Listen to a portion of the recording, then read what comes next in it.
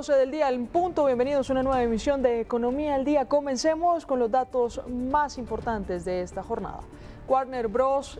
Con 110.000 millones de dólares se está ubicando, según el Departamento de Justicia de Estado, pues aprobó esa compra de Warner Bros. Por parte de Paramount Skydance. Otro de los datos del día, SpaceX Cursor está en 60.000 millones de dólares. La ampliación de esto es que SpaceX ha consolidado una operación clave en el sector de inteligencia artificial al asegurar la adquisición del startup de programación con IA Cursor por aproximadamente 60.000 millones de dólares.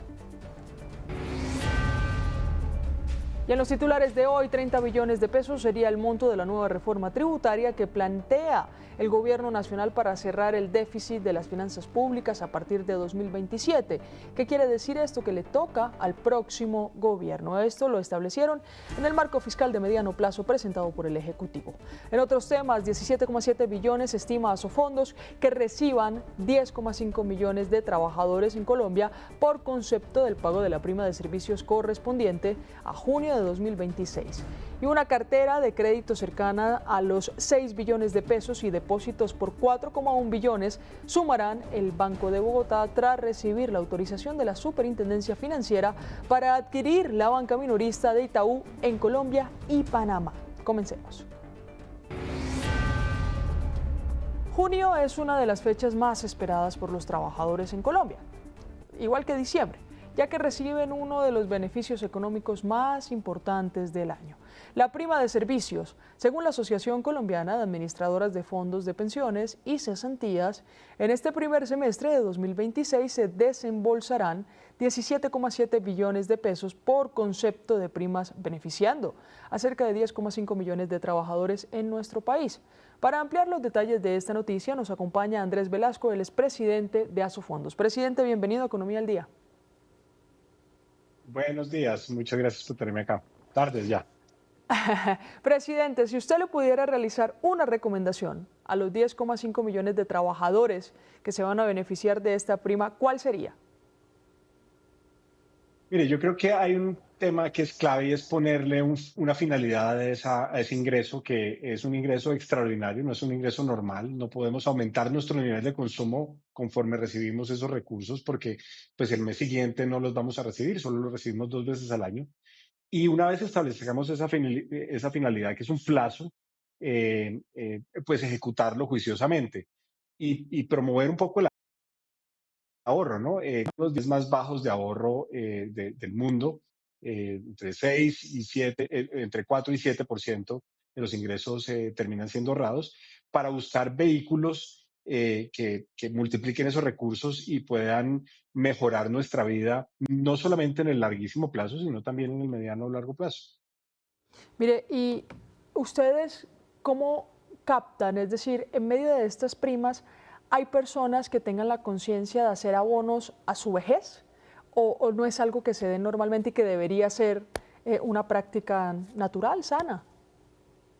Sí, se da bastante. Nos sorprendemos un poco a veces de los números porque muchos colombianos deciden ahorrar estos recursos dentro de las pensiones voluntarias. Recordemos que en Colombia, además de las cotizaciones obligatorias, los colombianos tenemos la opción de acceder a unos productos, a unos vehículos de ahorro de largo plazo que se llaman pensiones voluntarias, que tienen unos beneficios interesantísimos desde el punto de vista de impuestos y que tienen unas rentabilidades que son muy interesantes, incluso en este momento que tenemos tasas de interés muy altas. Entonces, una invitación es a que llamen a su fondo de pensiones, a Colfondos, a Porvenir Protección Escandia, y pregunten por las opciones de ahorro de largo plazo en pensiones voluntarias que pueden hacer con estos recursos de las primas, que es una muy buena forma de ponerle pues un uso y un fin a estos recursos que son periódicos y que no deberían hacer parte del consumo permanente de los hogares.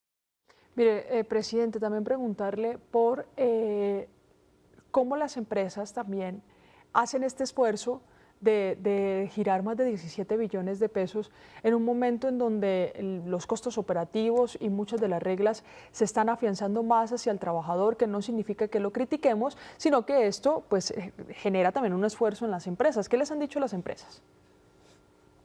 Mire, las empresas están enfrentando muchas presiones en estos 2 años que han pasado. Muchas de ellas están enfrentando impuestos al patrimonio, están enfrentando tarifas de impuesto de renta diferenciales. Recordemos que el gobierno nacional pues, subió el impuesto de renta para algunas de las empresas. Entonces, y los costos laborales asociados al aumento del salario mínimo, pues no se quedan atrás. Entonces, el tejido empresarial colombiano ha hecho un esfuerzo en este año, sobre todo, para garantizarle este derecho a los trabajadores colombianos. Es un deber y así hay que hacerlo. Y un poco el deseo es que esto se convierta en ahorro que financie más inversión y por eso la invitación a los trabajadores colombianos a que hagan buen uso de sus primas. Por supuesto, hay cosas que son urgentes. La mayoría de los hogares colombianos reciben las primas y con ellas pues pagan matrículas de colegio, se desatrasan de deudas anteriores, etcétera. La invitación es que encuentren al menos en un porcentaje bajito eh, el que hacer con esos recursos para ahorrarlo y tener un colchón para el largo plazo. ¿Ha aumentado, presidente, con los años el número de personas eh, a estos 10, más de 10,5 millones de trabajadores? ¿Se ha visto un aumento exponencial o más bien regulado? Mire, una de las grandes ganancias yo creo que ha tenido el tejido económico colombiano es la reducción paulatina, lamentablemente muy lenta de la informalidad. Recordemos que hace unos 15, 20 años la informalidad en Colombia llegaba al 70%. Hoy en día la informalidad pues es muy alta, todavía 55%, pero se ha venido reduciendo poco a poco.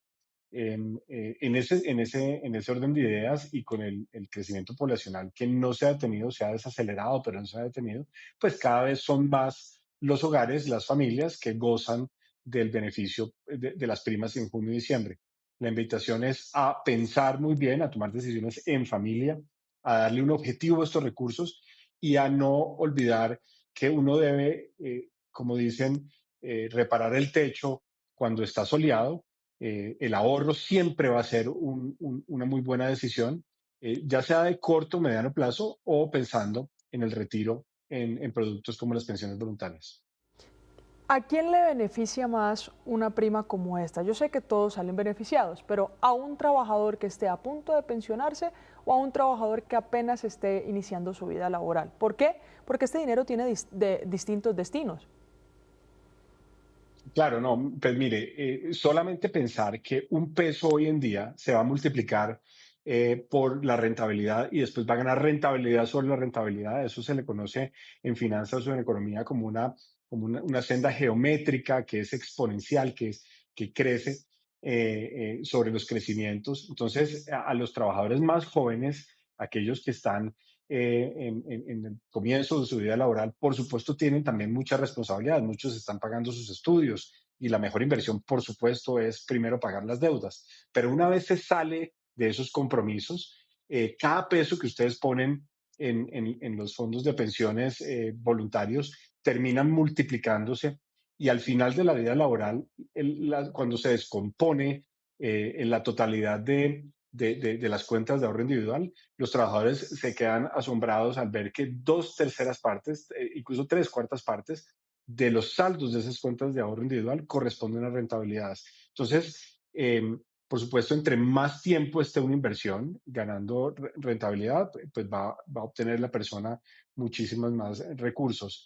Pero al final de la vida laboral, muchas personas pues ya no tienen tantas obligaciones, los hijos ya se han ido, están independizados, ya los créditos, por ejemplo, para acceder a vivienda o los créditos educativos han sido pagados. Entonces, una vez uno salga de los compromisos, de lo que implica la vida diaria de un colombiano, que pues obviamente siempre estamos con un brazo adelante y otro atrás, o muchas veces estamos con un brazo adelante y otro atrás, hay que pensar en que un porcentaje de esa prima se ahorre pensando en cuando el clima cambia o las vacas son flacas.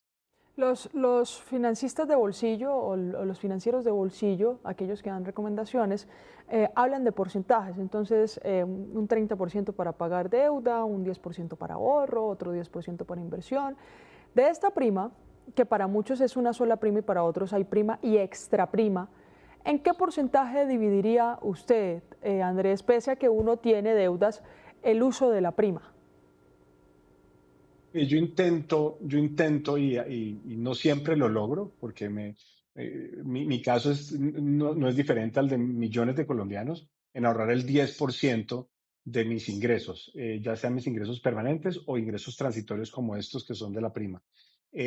Ahora, yo lo ahorro y lo que hago es que me pongo metas de corto, mediano y largo plazo. Entonces yo digo, toca pintar la casa, toca comprar uniformes del colegio. Entonces, ese ahorro, ese 10% lo divido en tres y una tercera parte de ese 10%, el 3,33%, lo dedico a cosas de corto plazo. Y trato de dejar el resto, 6,66%, para cosas de mediano y largo plazo, como por ejemplo lo son un viaje que no se programa para todos los años, sino que uno se da de viaje una vez cada que reúne los recursos, o ahorrar para la educación superior de los hijos, o para una cuota inicial de un carro, de un automóvil, o una cuota inicial de un apartamento. Entonces, esa es una buena forma de ahorrar el 10%, de ponerle diferentes metas y de ser juiciosos y de socializar esto. A mí me sirve mucho, y eso lo comparto, eh, hablar esto con mi familia, decirle a mis hijos y a mi esposa, decirle, bueno, aquí hay una plata, que esa plata es para que nos vayamos de viaje en 2 años y hagamos este plan que hemos querido hacer siempre. Entonces la familia se ilusiona y la familia después pregunta, bueno, pero esa plata está ahí guardada, ¿no? Y sí, esa plata está ahí guardada, igual que para la universidad de los hijos o para la educación técnica de los hijos en el futuro o para la vejez. Entonces, ese es el compromiso con la familia, decirle, bueno, esta plata que entró, hacerlo explícito, pues no la vamos a gastar de esta forma. Eso sirve mucho también. Claro, mire, Andrés, por último, le quería preguntar, como un tema de usuario, ¿no existe ninguna posibilidad de que una empresa que hoy tenga a sus trabajadores afiliados formalmente no les pague la prima durante este mes, no? No, no, todas las personas que tienen derecho a su prima deben recibirla en el mes de junio. Y pues así se observa en la generalidad de los datos. Por eso sabemos y estimamos más o menos que vamos a recibir cerca de 18 billones de pesos del tejido de trabajadores colombiano, que va desde los operarios y las personas que trabajan en el campo y que son formales, hasta esas personas que están pues ya con niveles salariales un poco más altos. Y cuando digo que hemos recibido es el sistema financiero colombiano, no directamente los fondos de pensiones. Los fondos de pensiones, para poder recibir estos recursos, pues tiene que intermediar la decisión del afiliado a los fondos de pensiones voluntarios, que se comunica con nosotros y se hace un plan con las personas que tenemos para asesorar estos diferentes formas de ahorrar en el largo plazo. Pues Andrés, muchas gracias por su tiempo con nosotros. Luisa, un placer. Feliz tarde. Igualmente. Otra de las noticias importantes en materia económica es el anuncio por parte del gobierno de la liquidación de la empresa distribuidora del servicio de energía eléctrica Aire. Este anuncio ha generado numerosas reacciones de sectores económicos.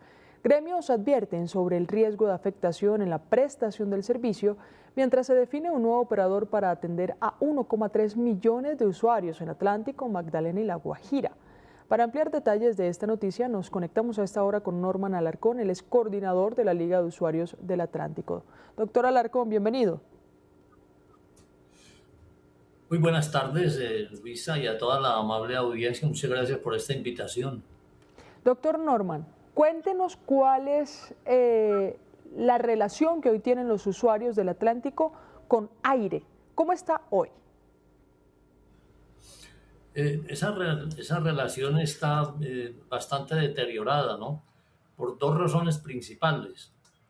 Una, porque después de 21 meses que fue intervenida en la empresa por el gobierno del presidente Petro, no ha habido ninguna mejora, sino todo lo contrario. Ha habido un empeoramiento de la situación, y que en estos casi 2 años el gobierno nacional no ha cumplido con el mandato de la ley que obliga al Estado, cuando interviene una empresa de servicios públicos a solventarla económicamente. Para eso es que la interviene. Y el gobierno tiene un instrumento muy importante que se llama el Fondo Empresarial de la Superintendencia de Servicios Públicos, que se creó en el año 2003 para efectos de intervenir empresas de servicios públicos, conseguir recursos, inyectar esos recursos, mejorar las empresas para luego liquidarlas o regresarlas a los dueños antiguos. Aquí no ha sucedido eso, no ha habido una voluntad política, no han habido ninguna clase de recursos del Estado, no ha utilizado el fondo empresarial que tiene autorizaciones para endeudarse con la banca nacional y la banca internacional y llevar esos recursos para las empresas intervenidas. No lo ha habido, ni ha pagado las deudas nuevas de la empresa Aire, que en estos momentos debe alrededor de 2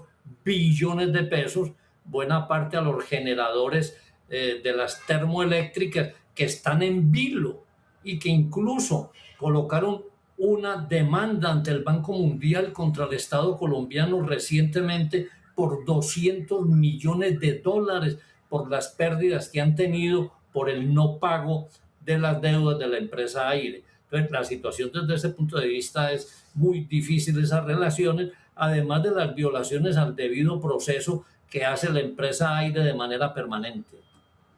Claro, pero con este panorama, doctor Norman, ¿es mejor que la liquiden o es mejor que la dejen? Porque ya tienen problemas ustedes con Aire. Cuando fue intervenida la empresa Aire hace 21 meses por el gobierno del doctor Petro, la Superintendencia de Servicios Públicos determinó que esta intervención era con fines de liquidación. Y para liquidar una empresa hay que tener en cuenta unos pasos previos. Hay que ofrecerla en el mercado, lo que no ha sucedido por parte del gobierno nacional, que también tiene que tener en cuenta el pago de las deudas que tiene esa empresa, que no ha cumplido con los distintos acreedores que tiene. Es decir, el gobierno nacional perdió 21 meses para hacer la liquidación de la empresa, y ahora que está a menos de 2 meses de terminar el mandato presidencial, viene a decir que la va a liquidar. Pero ¿la va a liquidar con quién? ¿Quién se va a encargar de ella? ¿Cuáles son los estados financieros? ¿Cuál es la situación económica? ¿Por qué no ha cumplido el gobierno nacional con esta situación? Y en ese sentido creemos que es un salto al vacío, porque ya no tiene tiempo este gobierno de llevar a cabo un proceso liquidatorio que es supremamente complejo, que tiene que ver con cuestiones regulatorias, financieras, y esto no ha habido ningún avance en ese sentido. Por lo tanto, no vemos viable esa situación de liquidación en estos momentos, y le va a corresponder al nuevo gobierno que se va a elegir el próximo domingo. Por eso la Liga Nacional de Usuarios ha venido insistiendo e insiste actualmente ya con el nuevo gobierno de que se constituya una mesa de concertación con las fuerzas vivas de la región Caribe, con las autoridades, los gremios, las ligas, la academia, los medios de comunicación, para buscarle una salida cierta a la situación incierta de la empresa Aire. Eso es lo que se requiere actualmente, y que para esos efectos tenemos, por ejemplo, que en el Plan Nacional de Desarrollo están autorizados que se utilicen recursos del Fondo Nacional de Regalías Mineras para mejorar la infraestructura eléctrica de la costa, y el gobierno nacional no se ha acordado de esto, ni los gobiernos territoriales. Es decir, la situación es de incertidumbre en nuestra región Caribe frente a los manejos que ha tenido la empresa Aire y frente a esta nueva noticia de que va a ser liquidada sin saber con quién y con qué recursos. Mire, Durante estos 21 meses de intervención de aire, ustedes los usuarios que han podido notar, en cuanto a operación y la entrega del servicio y en cuanto a tarifas, ¿se ha modificado? Sí, frente a lo que tú preguntas, en estos 21 meses lo que ha habido es un deterioro creciente. Incluso no lo decimos nosotros. Recientemente el Sindicato de Trabajadores de Aire, que se llama Sintraelecol, dio a conocer un comunicado público denunciando la situación extremadamente de la empresa Aire. Por ejemplo, el recaudo cayó al 73%, de los peores del país. Las pérdidas eléctricas aumentaron al 31%. Cuando fue intervenida, cuando fue comprada esta empresa antes, estaba en el 26% las pérdidas eléctricas. Hoy están en el 31%. Es decir, hay un deterioro en todos los aspectos operativos, financieros de la empresa.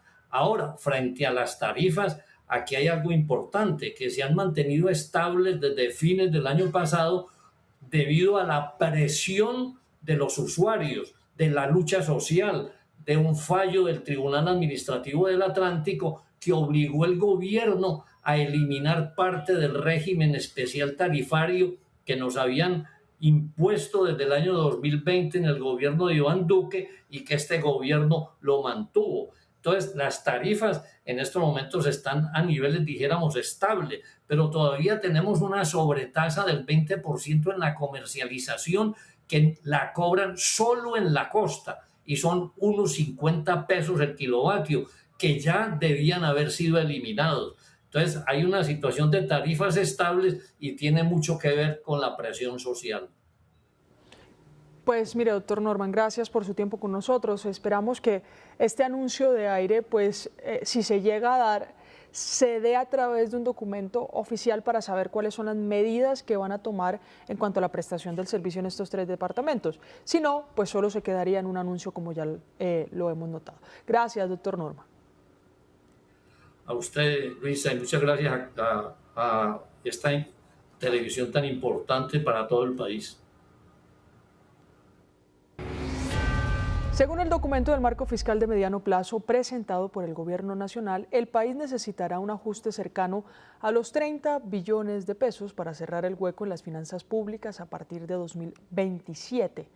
Este monto equivale a cerca del 1,5% del Producto Interno Bruto y podría obligar a una nueva reforma tributaria o a recortes importantes en el gasto del Estado.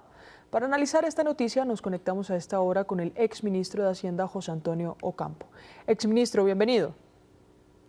Encantado de estar con ustedes, Luisa. Sí, mire, exministro, estamos en una semana electoral. Luego de conocer el marco fiscal a mediano plazo, ¿cuáles son las decisiones económicas o fiscales que debería tomar el próximo presidente en primera medida? Bueno, en primer lugar, este gobierno debe haber tomado decisiones para este año mucho más radicales que no solamente decirle al próximo gobierno qué tiene que hacer. Ahora, en torno a esa estimación de 30 billones, creo que está ampliamente subestimada. Yo diría que el consenso más bien sería en torno a 2 veces esa magnitud, a través tanto de recortes de gasto, que es algo que debe haberse iniciado ya este año en gran escala, como de posiblemente una nueva reforma tributaria. Pero yo diría que estamos hablando de algo así más bien de en torno al 3% del Producto Interno Bruto, dado que el déficit ha estado superando el 6% en los últimos años. Sí, pero exministro, ¿cómo hacerlo? Porque estamos hablando de cerca de 60 billones de pesos y ¿es posible hacer un recorte de gasto? ¿Por qué se lo pregunto? Porque hoy el presupuesto, por ejemplo, general de la Nación se ocupa casi que en un 90% o cercano a un 90% en funcionamiento. ¿Cómo haríamos ese recorte o cómo se tendría que hacer ese recorte y qué tipo de reforma tributaria también tendría que presentar? Bueno, digamos, el recorte, por supuesto, tendrá que ser en funcionamiento, porque de hecho la inversión pública está súper relajada. Entonces, habrá que ver que, digamos, en qué partes del gobierno se pueden hacer el recorte de personal. O sea, la información que uno tiene, pero que es obviamente no plenamente confiable, digamos, porque no hay datos firmes, digamos, del gobierno, es que se han creado muchos puestos públicos a través de contratos de servicios. Entonces, por ejemplo, esos son de los que se pueden recortar. De hecho, me acuerdo, Mauricio Cárdenas fue el primero que resaltó eso hace algún tiempo. Pero, digamos, también habrá que ver, digamos, qué ministerios o entidades públicas pueden ser recortados. De hecho, el Ministerio de la Igualdad pues va a desaparecer y habrá que ver en qué otros casos se pueden hacer recortes de gasto de funcionamiento. Y digo yo algo que de hecho me tocó hacer cuando fui ministro de Hacienda en los 90, que es de pronto un aumento de salarios de empleados públicos muy modesto, incluso en algunos, por ejemplo, los sectores de altos ingresos menores a la inflación, o incluso un congelamiento temporal de algunos salarios de empleados públicos. Claro, y en cuanto a la reforma tributaria, vimos que no tuvo mucho fruto las últimas reformas presentadas por el actual gobierno. ¿Por qué a un nuevo presidente sí tendría que rendirle fruto una reforma tributaria y qué tipo de reforma sería? Bueno, realmente sí ha habido efectos de la reforma tributaria del 2022. Digamos, finalmente, digamos, lo que pasa es que como el crecimiento económico ha sido un poco lento, digamos, no se han dado plenamente los efectos, pero tanto la reforma del 2021 que hizo la administración de Duque como la del 2022 que se hizo bajo la administración Petro, digamos, ha tenido unos efectos positivos, como las reformas anteriores. Ahora, todos esos efectos han sido, digamos, relativamente modestos, pero digamos, yo diría que un área en la cual se debe seguir trabajando es en recortar beneficios tributarios. Digamos, eso se hizo para sectores de altos ingresos en la reforma del 2022 y se puede hacer en algunos sectores, por ejemplo, empresariales. Por ejemplo, uno podría pensar como se ha planteado ampliamente en bajar la tasa general de impuestos a las empresas, pero al mismo tiempo reducir muchos beneficios tributarios que tienen algunos sectores productivos a nivel empresarial. Claro, exministro, usted lo ha dicho, los impactos de la reforma tributaria de 2022 han sido muy mesurados, bastante prudentes. Le hice esta intro para preguntarle lo siguiente y en la segunda pregunta voy a ampliar el tema.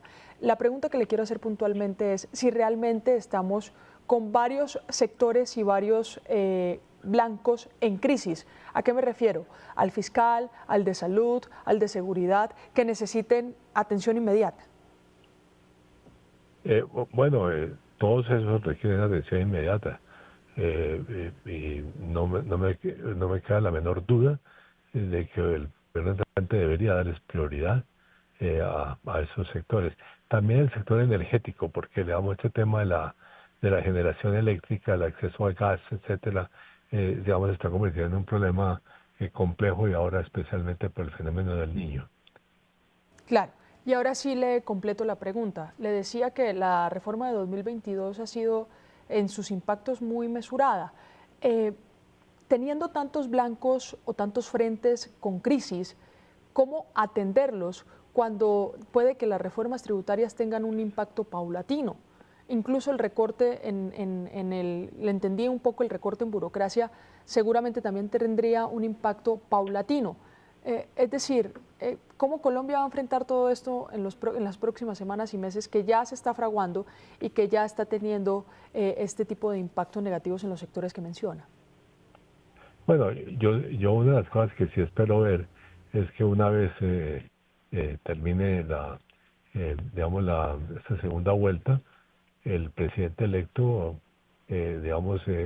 anuncie un equipo que va a pensar precisamente en cómo resolver o cómo enfrentar estos problemas críticos, como digo, los tres que usted mencionó, y yo le agregaría el sector eléctrico. Usted fue ministro de Hacienda, doctor Ocampo.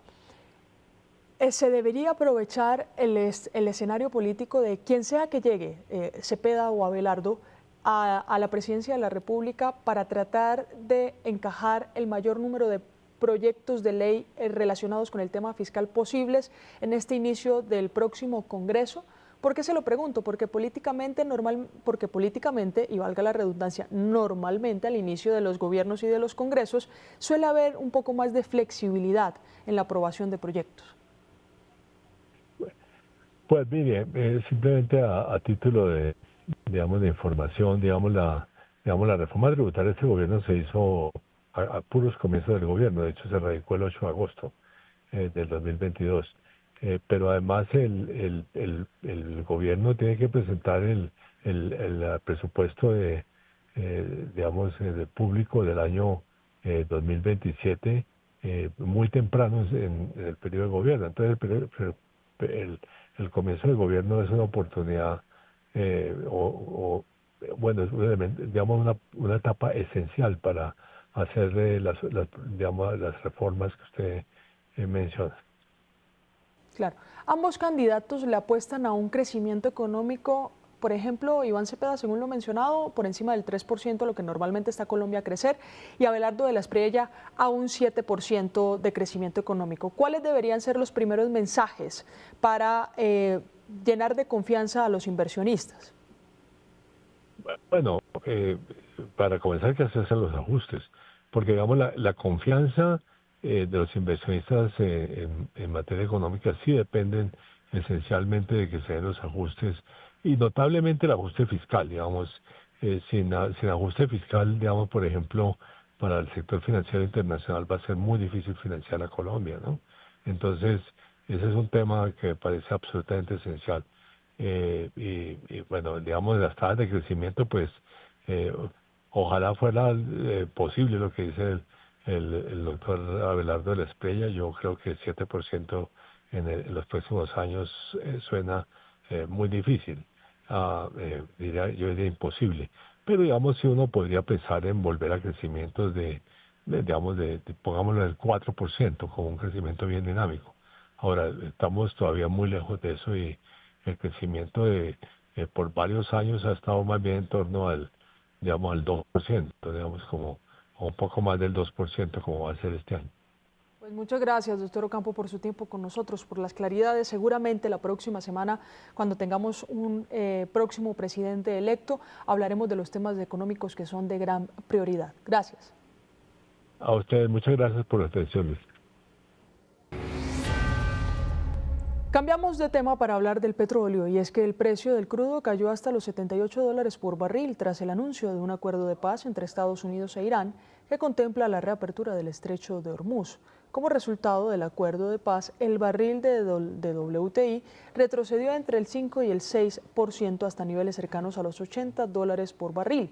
Que hay que decir también que el petróleo de referencia Brent cayó cerca de 5%. Para analizar estas cifras estuvimos hablando con Óscar Rincón, director ejecutivo de ACIPET, y esto nos dijo. Con el acuerdo que se está anunciando y que se firmaría el próximo viernes entre Estados Unidos e Irán y la apertura del estrecho de Hormuz, pues obviamente esa prima cae y entran a jugar los factores fundamentales de los que hemos hablado, como una capacidad de producción alta que tiene hoy el mundo y una disminución en algunos aspectos en la demanda, particularmente en el caso de China, lo cual hace que pues, se regule el precio a la baja. Ahora bien, hay unos efectos que todavía están por verse, y es qué tan afectada está la infraestructura en Oriente Medio, qué tanto se va a demorar la normalización de los barcos o el flujo marítimo más bien a través del estrecho de Hormuz, teniendo en cuenta que si bien se ha anunciado la apertura, pues hay unos factores logísticos y de seguridad que todavía tienen que, digámoslo así, clarificarse o aterrizarse a la realidad. Hay quienes dicen que eso puede durar un par de meses, la normalización. Hay otros dicen que el efecto en los barcos que han estado anclados allí, particularmente, puede tomar algunas semanas para reactivarse. También nos explicó cómo este acuerdo de paz entre ambos países beneficiaría el bolsillo de los colombianos, ya que habría un impacto en el precio de la gasolina. La disminución en los precios internacionales de crudo va a llevar a una reducción en los precios también internacionales de combustibles. Y esto, como ya lo sabemos, impacta de manera directa, por ejemplo, el precio de la gasolina, en donde el valor del mercado internacional impacta directamente los precios a nivel nacional. Recordemos que el precio de la gasolina tuvo que ser reajustado después de haberse disminuido el mes de febrero, precisamente por los precios internacionales que subieron y se incrementaron. Recordemos que el precio internacional de diésel está impactando muy fuerte hoy el balance del Fondo de Estabilización, teniendo en cuenta que ahí todavía mantenemos un subsidio importante frente al precio internacional.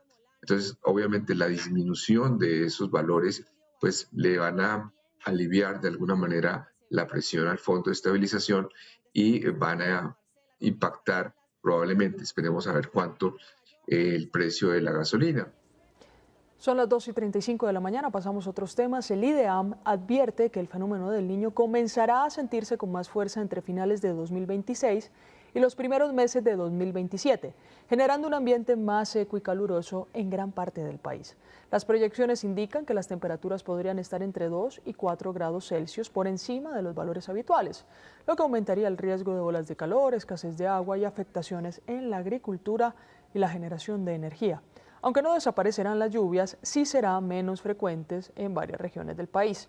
Los expertos alertan que el calentamiento global podría hacer que este evento sea más intenso, con episodios de calor que podrían extenderse hasta 25 días consecutivos. Ante la llegada del Niño, el gobierno puso en marcha un plan preventivo para fortalecer la seguridad en el suministro de energía y gas del país. Como parte de esta estrategia, el Ministerio de Minas y Energía preparó 2 medidas claves. La primera, la creación de un comité especial para coordinar y supervisar las acciones del sector. Y la segunda, la implementación de mecanismos extraordinarios que garanticen el abastecimiento de gas durante el mantenimiento de la planta de regasificación de Cartagena. El plan ya acumula 36 sesiones de seguimiento, 53 acciones preventivas, mientras que también contempla incentivos para los hogares que reduzcan su consumo de energía y posibles cobros más altos para quienes excedan los niveles recomendados. Y el Ministerio de Minas y Energía estableció medidas para garantizar el suministro de gas natural durante el mantenimiento de la regasificadora SPEC en Cartagena, entre el 30 de julio y 3 de agosto. La medida prioriza el abastecimiento de la demanda esencial en hogares, pequeños comercios y refinerías, con el fin de asegurar la continuidad del servicio energético. 12:37, el futuro del Fondo Nacional del Café sigue en discusión. El Gobierno y la Federación Nacional de Cafeteros avanzan en las negociaciones para definir la prórroga del contrato de administración que vence el próximo 7 de julio. Tras una reunión entre los Ministerios de Hacienda y Agricultura y la Federación de Cafeteros, se acordó que hoy el gremio presentará una nueva propuesta de contrato con el objetivo de avanzar hacia el acuerdo definitivo. Y el próximo 3 y 4 de noviembre, Bogotá será el escenario del GovTech Summit 2026, un encuentro que conectará de manera directa la demanda del servicio público con la oferta tecnológica. Este evento se posiciona como el primer encuentro de esta naturaleza en América Latina, el cual reunirá a cerca de 1.000 asistentes entre alcaldes, ministros, directores de tecnología, startups, entre otros, en un formato para facilitar la toma de decisiones y la generación de alianzas estratégicas. Escuchemos lo que dijo Miguel Silva, secretario general de la Alcaldía de Bogotá. Ya hay organizaciones internacionales, la CAF ya reconoce a Bogotá como uno de los lugares líderes, una de las ciudades líderes en el mundo en GovTech, sobre todo en América Latina, es una de las más importantes. Y lo es básicamente por varias condiciones que tiene esta ciudad. Uno, esta es una ciudad del conocimiento, aquí tenemos una gran cantidad de instituciones de educación superior están concentradas en la ciudad, más del 40% de esas instituciones de educación superior están concentradas en nuestra ciudad. Eso significa que aquí producimos conocimiento todos los días y en todos los niveles. Ese conocimiento es un activo muy importante a nivel internacional. Y por supuesto, no solamente lo que sucede con el sistema de educación, también con lo que sucede con las startups, con el ecosistema de emprendimiento, con toda la capacidad de innovación que tiene nuestra ciudad. Esa es otra connotación importante que tenemos a diario. Sucede innovación todos los días, en todas las escalas, en los barrios, pero también en las grandes compañías. Está presente en nuestra vida cotidiana esa innovación y por eso Bogotá hoy es líder en América Latina. La Comisión de Regulación de Comunicaciones estableció topes máximos para los cobros de reconexión de servicios de telecomunicaciones suspendidos por falta de pago, con el fin de reducir los costos para los usuarios. A partir del 17 de julio de 2026, la reconexión de telefonía móvil no podrá superar los 285 pesos frente a un promedio actual de 6.800, una reducción del 96%. En los servicios fijos, el tope será de 1.232 pesos para la mayor parte del mercado y de 10.269 para operadores pequeños, con disminuciones que alcanzan hasta el 97%.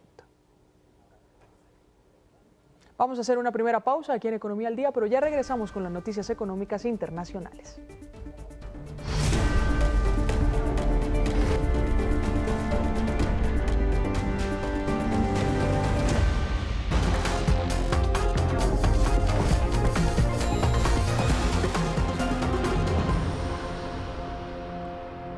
2:40 del mediodía, gracias por continuar con nosotros en Economía al Día. Damos paso a las noticias internacionales. El Departamento de Justicia de Estados Unidos aprobó la compra de Warner Bros. Por parte de Paramount Skydance, con una cifra cercana a los 110.000 millones de dólares. Esto tras concluir que la operación no afectará a la competencia ni a los consumidores. Sin embargo, la autoridad federal dio luz verde sin exigir cambios. La fusión aún enfrenta revisiones regulatorias en otros países y posibles demandas de algunos estados de Estados Unidos para intentar bloquearla. 12:44, por 22.000 millones de dólares, Fox acordó la compra de Roku en una de las mayores operaciones del sector de medios y entretenimiento en los últimos años. Con la adquisición de la compañía buscan fortalecer su estrategia digital y ampliar su presencia en el mercado del streaming y la televisión conectada. Roku cuenta con millones de usuarios activos en una sólida plataforma de distribución de contenidos, lo que permitirá a Fox competir con mayor fuerza en un entorno cada vez más dominado por el consumo digital y la publicidad en línea.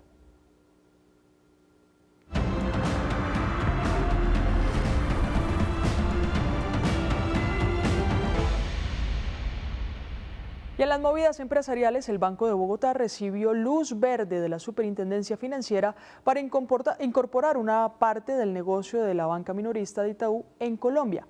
Como resultado, sumará más de 270.000 nuevos clientes, una cartera cercana a los 6 billones de pesos y depósitos por alrededor de 4 billones de pesos, fortaleciendo su presencia en el segmento de personas. Mientras tanto, Itaú iniciará el proceso de transición de estos clientes y reorientará su estrategia hacia la atención de empresas, respaldando este enfoque con una proyectada capitalización de cerca de 60 millones de dólares para impulsar su crecimiento en el país. Y la cadena colombiana de gimnasios Action Black acelera su proceso de expansión internacional con una inversión superior a los 20 millones de dólares y la apertura de 28 nuevas sedes durante 2026. Como parte de esta estrategia, la compañía ingresará a 2 nuevos mercados, Inglaterra y República Dominicana, mientras refuerza su presencia en países donde ya opera.